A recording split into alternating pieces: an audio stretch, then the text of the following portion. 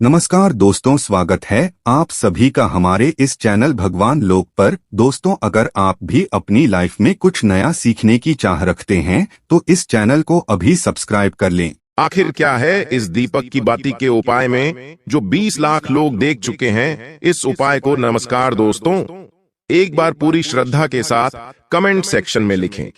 जय श्री राम, जय सीताराम, जय जय हनुमान, जय बागेश्वर धाम सरकार।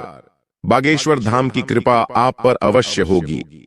दोस्तों, आज की वीडियो में मैं आपके साथ बहुत ही महत्वपूर्ण जानकारी शेयर करने जा रहा हूं, तो वीडियो को शुरू से लेकर अंत तक जरूर देखिएगा। आधा अधूरा वीडियो बीच में छोड़कर मत जाइएगा, क्योंकि आधा अधूरा ज्ञान हमेशा हानिकारक रहता है। दोस्तों, अपने घर के मंदिर में पूजा तो सभी लोग करते होंगे, लेकिन बहुत से लोग दीपक के इन नियमों को नहीं जानते होंगे। दीपक को आप भगवान का नाम लेकर जलाते हैं। कहीं वो दीपक कुछ गलत संकेत तो नहीं दे रहा है? आपके दीपक की बात ही पूरी जल जाती है, या फिर उसमें घी और आंधी जली बाती बढ़ जाती है?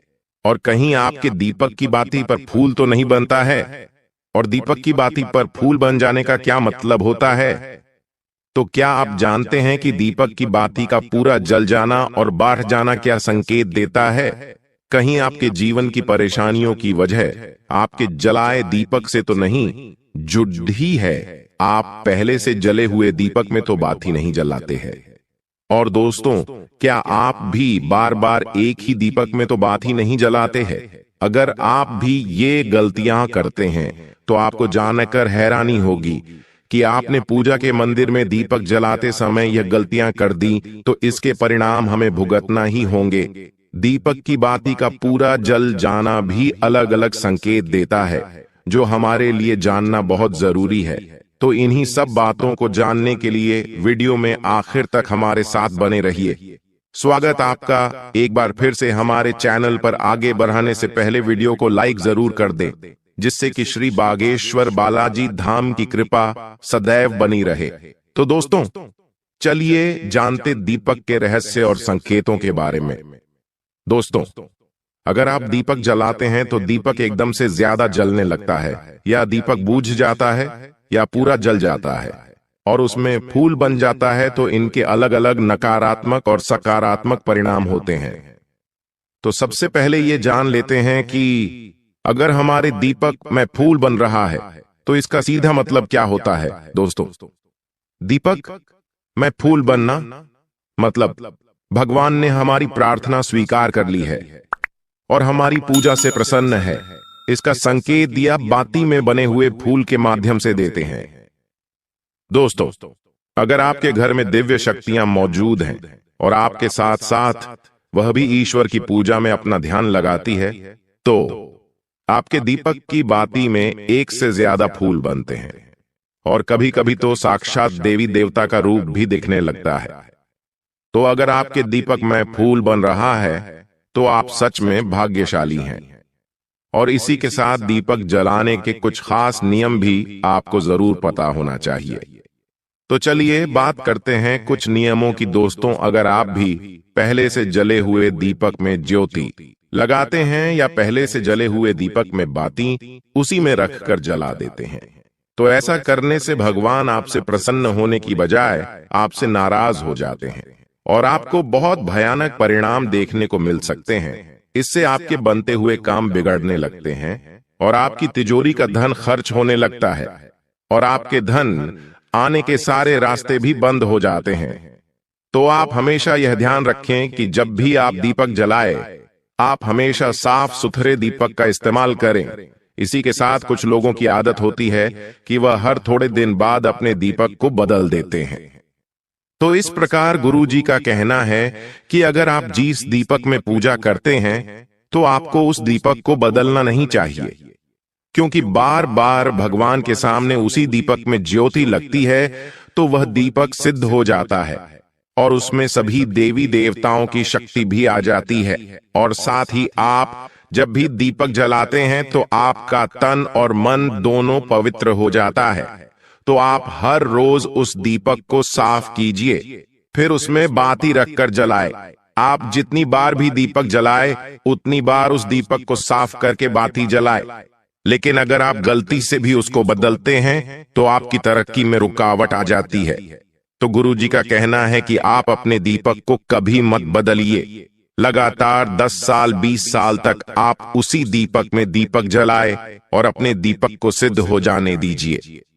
और दोस्तों, अगर आपको इस दीपक का चमत्कार भी देखना है तो आपके घर में कोई रोगी या बीमारी है या कोई लंबे समय से बीमार रहता है, तो आपको क्या करना है कि इस दीपक को पानी में, शुद्ध पानी में थोड़ा गंगा जल मिलाकर डाल दीजिए और दीपक को बाहर निकाल लीजिए। उसके बाद उस पानी को रोगी व्यक्ति को पिला दीजिए। तो इससे क्या होगा कि रोगी व्यक्ति ठीक हो जाएगा और साथ ही वह चलने फिरने लगेगा। इससे उसका मानसिक संतुलन बिगड़ा हुआ था, वह भी ठीक हो जाएगा, क्योंकि उसमें सभी देवी देवताओं की शक्ति हो उसमें आ जाती है।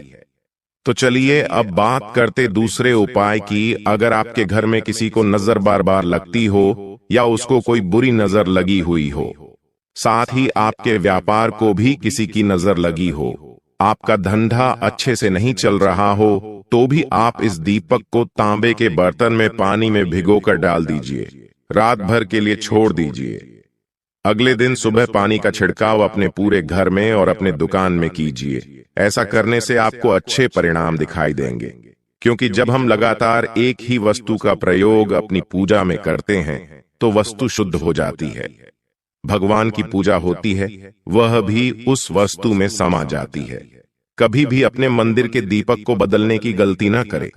अगर आपके मंदिर का दीपक टूट जाता है या फिर खराब हो जाता है या खंडित हो जाता है या फिर खराब हो जाता है या खंडित हो जाता है, तभी आप दीपक को बदलें। लेकिन फिर भी आप उस दीपक को न फेंकें, बल्कि उन्हें अपने घर में संभाल कर रखें, क्योंकि वह दीपक बहुत ही पुराना होता है।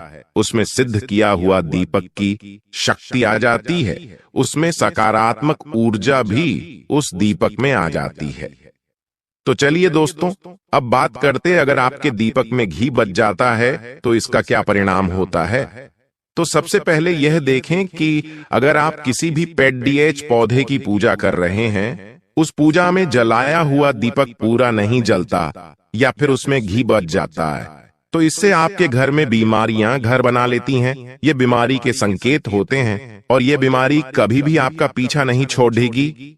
जब भी आप किसी भी पेट डाच पौधे या मंदिर के बाहर किसी भी जगह पूजा करें तो यह ध्यान रखें कि आपकी बात ही पूरी जले और उसमें घी ना बचे, क्योंकि आपकी अच्छी सेहत के लिए बहुत ही ज्यादा प्रभाव डालती है। और वही दोस्तों, अगर आपके घर के मंदिर में दीपक की बाती पूरी नहीं जलती या पूजा करते समय दीपक बार बार बुझ जाता है, तो यह जरूर आपके घर में नकारात्मक ऊर्जा का वास है और वे आपकी पूजा में विघ्न डालने की कोशिश कर रही हैं, क्योंकि आपके घर में नकारात्मक शक्तियां का वास हो चुका है। और उसको सकारात्मक शक्तियों में बदलने के लिए आपको क्या करना होगा? आपको करना होगा कि आप स्वच्छ तन मन से दीपक जलाए, भगवान राम, श्री राम का और बालाजी महाराज का नाम लें। इससे आपको सकारात्मक ऊर्जा बढ़ेगी और नकारात्मक ऊर्जा खत्म हो जाएगी। क्योंकि दोस्तों, आपको पता होगा कि एक वातावरण में एक ही तरह की ऊर्जा रह सकती है, या तो सकारात्मक ऊर्जा या फिर नकारात्मक ऊर्जा। और जो बुरी शक्तियां होती हैं वो ये कभी नहीं चाहती कि आपके घर में दैवीय शक्तियों का वास हो, क्योंकि अगर आपके घर में भगवान अपनी कृपा करते हैं तो उन बुरी शक्तियों को वहां से जाना पड़ेगा। तो ये बुरी शक्तियां हमेशा यही कोशिश में रहती है कि आपकी पूजा में रुकावट आए और इसी के प्रभाव से हमारा दीपक बार बार बुझ जाता है या फिर हमारे दीपक की बात ही पूरी नहीं चल पाती है। तो इन सब से बचने के लिए आपको क्या करना? क्या आपको सच्चे मन से भगवान का स्मरण करना है? और आप जब भी दीपक जलाए तो भगवान से सबसे पहले यह प्रार्थना करें कि आपके आसपास जितनी भी नकारात्मक ऊर्जा है आपसे दूर हो जाए और घर में सकारात्मक ऊर्जा का वास हो जाए। दोस्तों, अगर पूजा पाठ करने के बाद भी बार बार अगर आपका दीपक जलता बुझता है और ये लक्षण बार बार दिखाई देते हैं, तो आप एक उपाय और भी कर सकते हैं गंगा जल का, क्योंकि गंगा जल को सबसे पवित्र माना गया है। तो आपको करना क्या है कि गंगा जल से घेरा बना लेना है और उस घेरे में दीपक को रखें, क्योंकि दोस्तों गंगा जल बहुत ही पवित्र माना गया है। महादेव का वरदान भी गंगा जल को मिला हुआ है। तो गंगा जल में सबसे पहले कोई भी बुरी शक्ति प्रवेश नहीं कर सकती है, इसलिए कभी भी गंगा जल खराब नहीं होता है। और गंगा जल हर तरह की ऊर्जा को सकारात्मक ऊर्जा में बदल देता है। अगर आप गंगा जल से बने हुए घेरे में दीपक को रखेंगे तो यहां आपकी पूजा में किसी भी प्रकार की नकारात्मक शक्ति को नहीं आने देगा, और साथ ही कोई भी नकारात्मक ऊर्जा दीपक को परेशान नहीं करेगी।